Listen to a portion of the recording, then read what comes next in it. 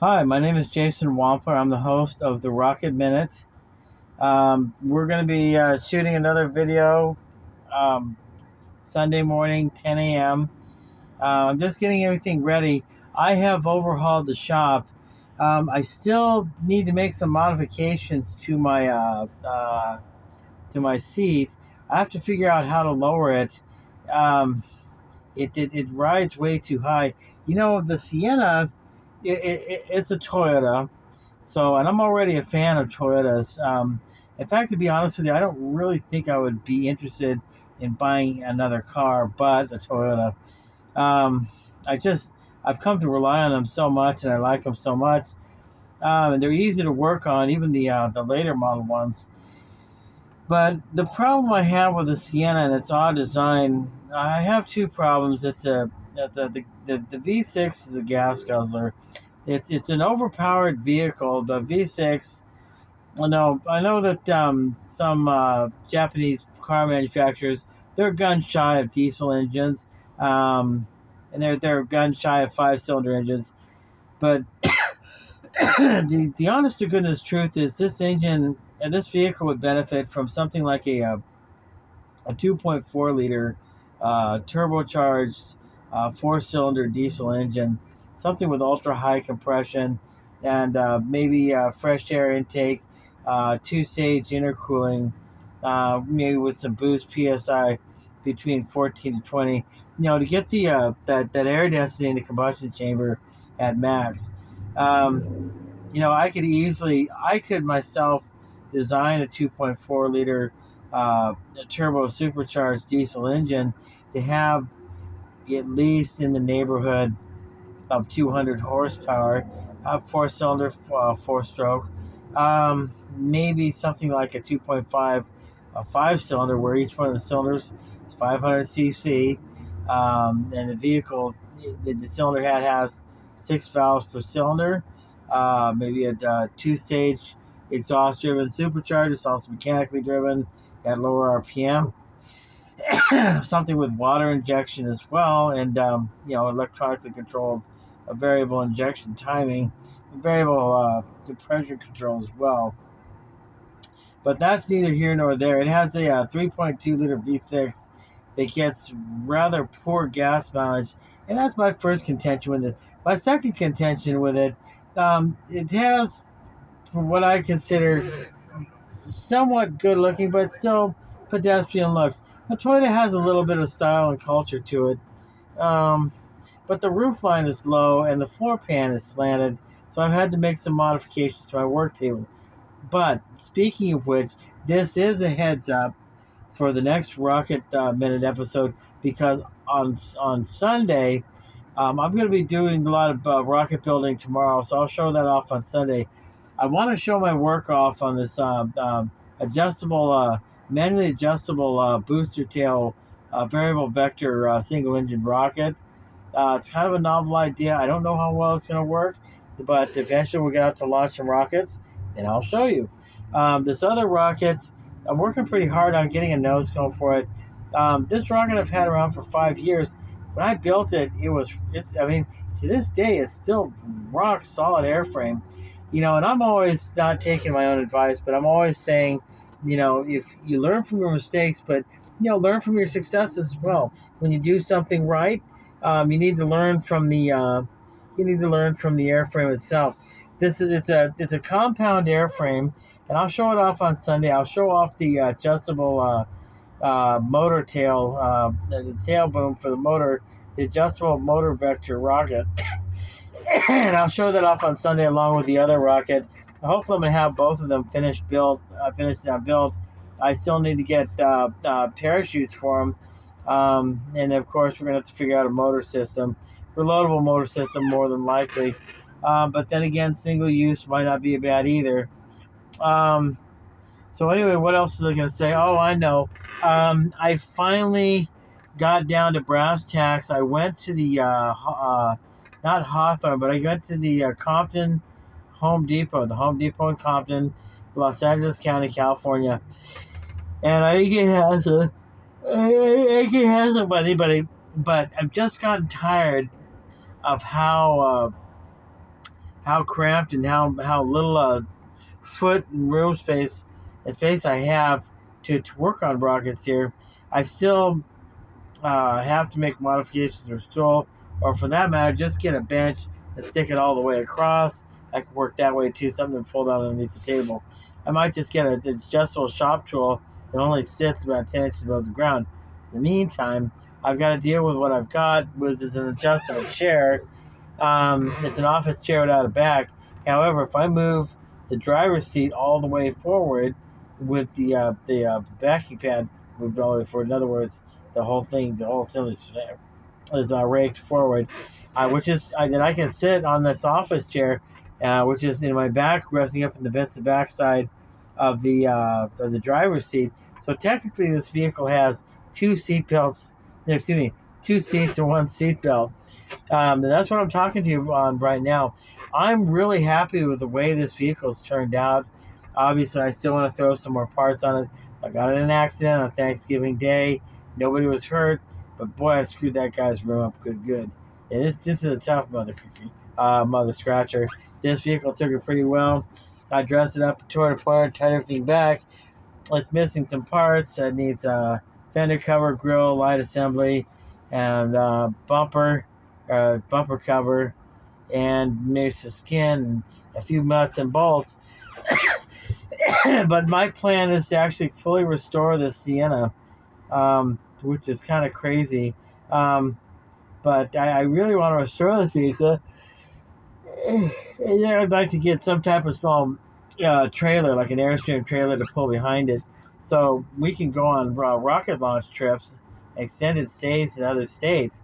This vehicle only has 145,000 miles on it. These Siennas are good for 300,000 to 400,000 miles, and that V6 is a good solid engine. So I'm not worried about that. It'd be nice to do something like take this vehicle up to Alaska or to Texas or to New York. I know I'm thinking big, but I'm not really too terribly concerned about this vehicle's reliability. I've been working on Toyotas for decades as a mechanic, and I can tell you that you take care of a Toyota, it'll take care of you.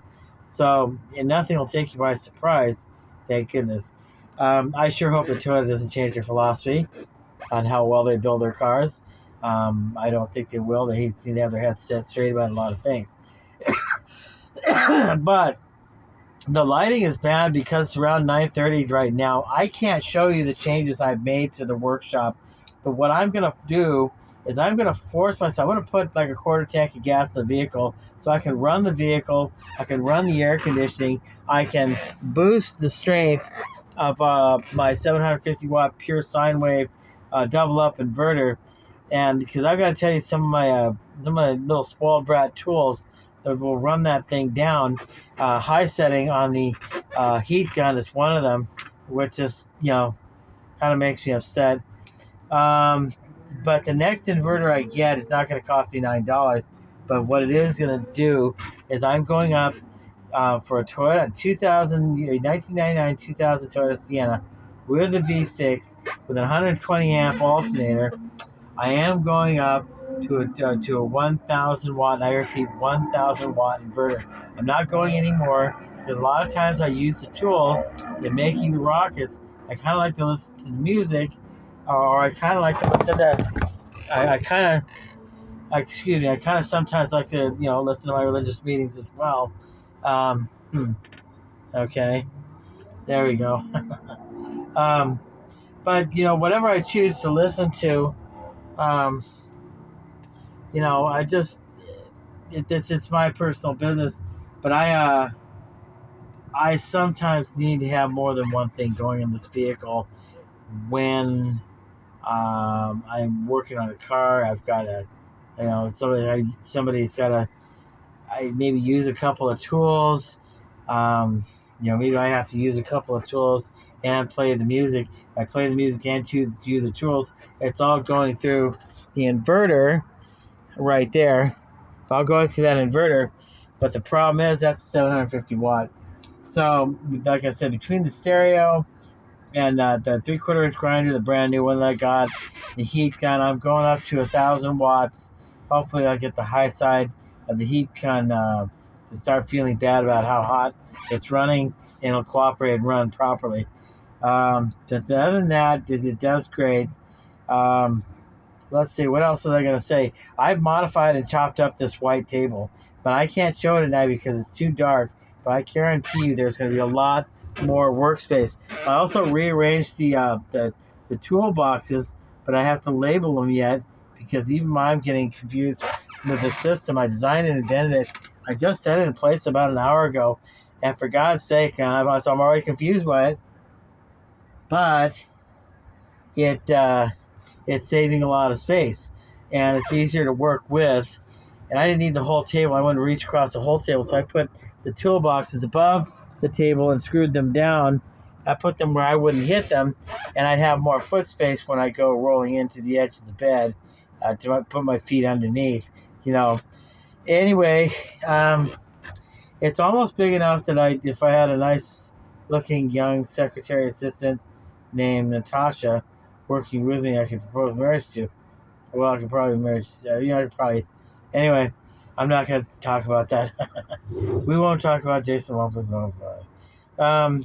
But again, I modified the table. It's been pushed back. I had to actually remove a section of the wall frame, the cage frame of this vehicle, and I thought Toyota used soft material.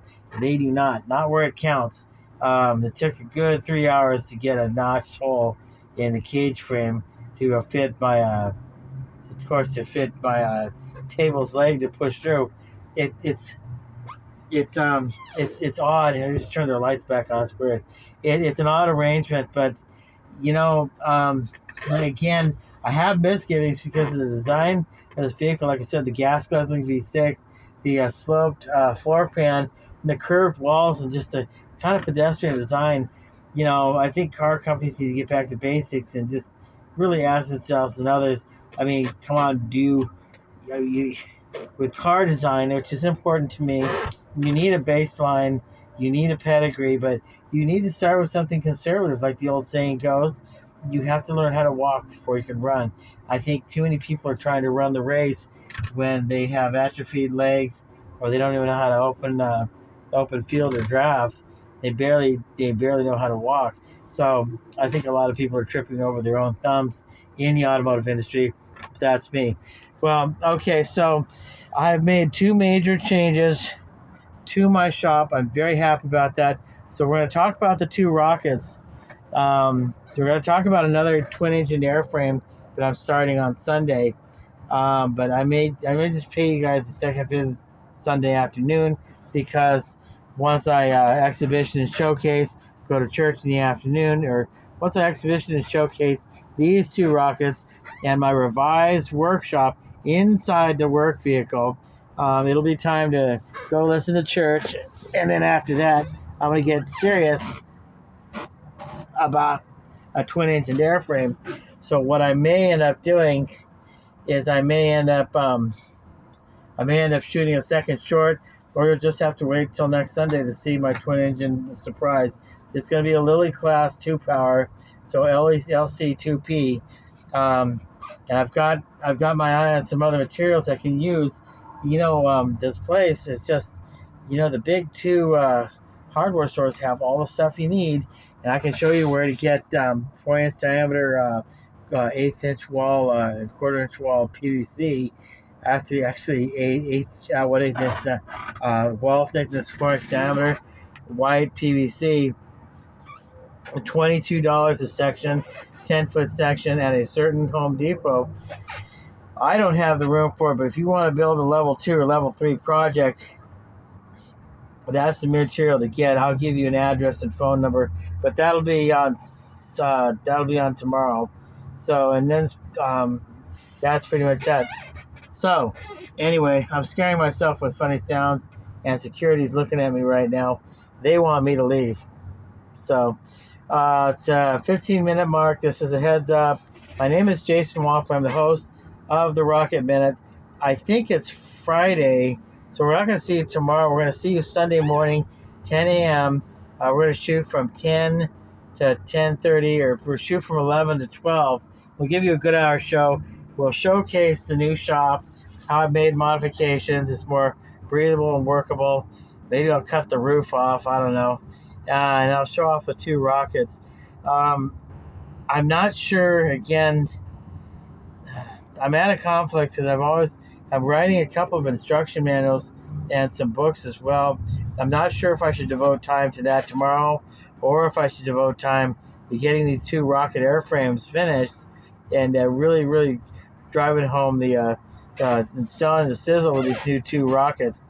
In 1 month, I vow in 1 month, I'm calling Martin up of SCRA in Fullerton. 1 month, we're going to be going to a launch, so hold me to it. I want to show you what goes on in launches. I know I've said that a lot of times before. I mean it this time. My name is Jason Walter. I'm the host of the Rocket Minute. There's been a heads up. We're going to do the real thing Sunday morning between 10 and 11 a.m. Pacific Daylight Time. Thanks a lot. You've been a great audience. Hit the like, hit the subscribe, leave a comment.